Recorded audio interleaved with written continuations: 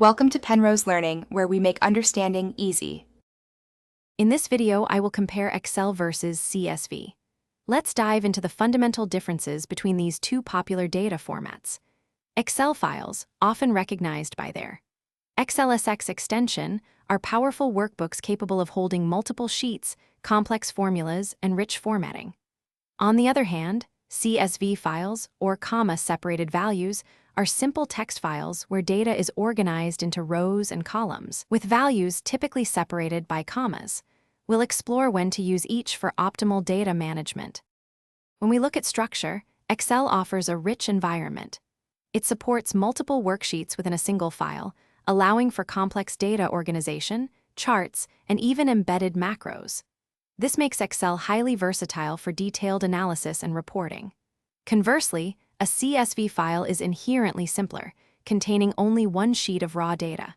Its plain text nature means it lacks formatting, formulas, or advanced features, making it lightweight and straightforward for basic data storage and transfer.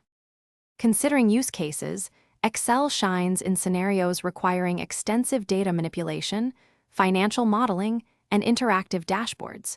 Its robust features support advanced calculations and visual presentations. CSV, however, excels in data portability. Because it's a plain text format, it's universally compatible across various software applications and programming languages, making it the go-to choice for importing or exporting data between different systems, like databases or web applications, with minimal fuss.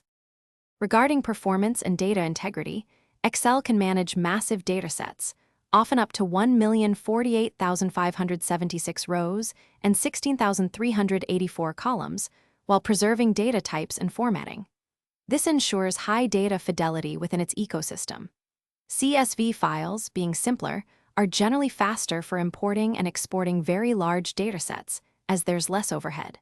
However, you must be mindful of data type interpretation when moving CSV data between different applications to maintain integrity. Thanks for watching. If this was helpful, leave a like and consider subscribing. See you next time.